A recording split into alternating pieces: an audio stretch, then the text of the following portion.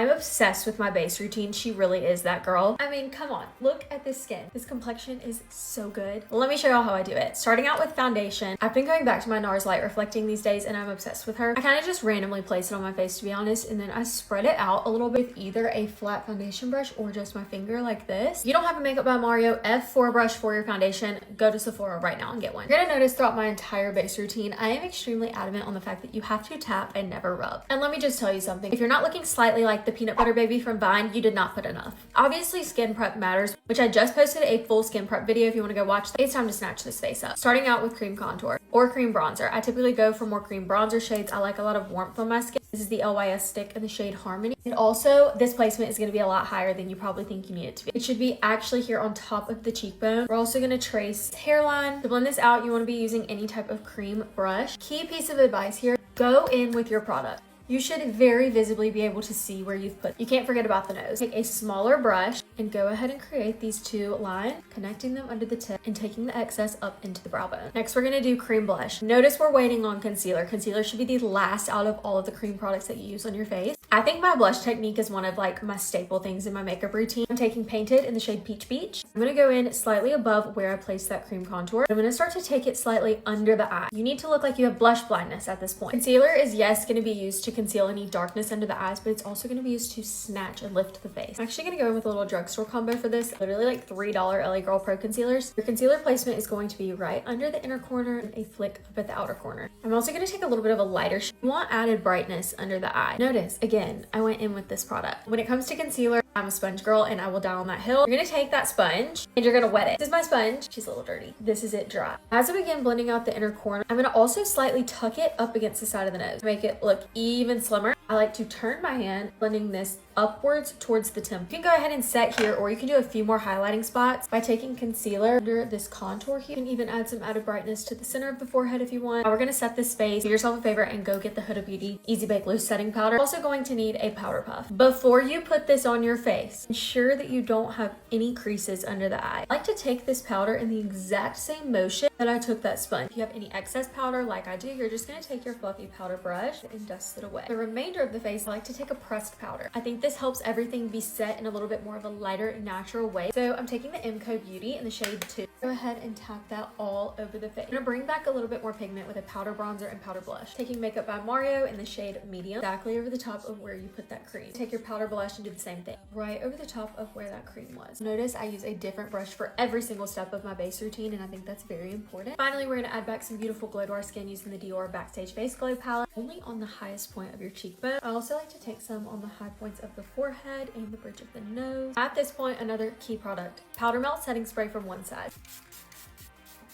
Your face should be wet. I find that this takes about 2 minutes to fully absorb into my skin, and immediately it starts looking like glass. You can already see it in my forehead. I'm gonna go ahead and finish up the eyes and lip, and this is your final look. You'll have to give this base routine a try. I promise it's gonna work for you and you're gonna love it. And if you do, please tag me. I absolutely love seeing y'all recreate my look.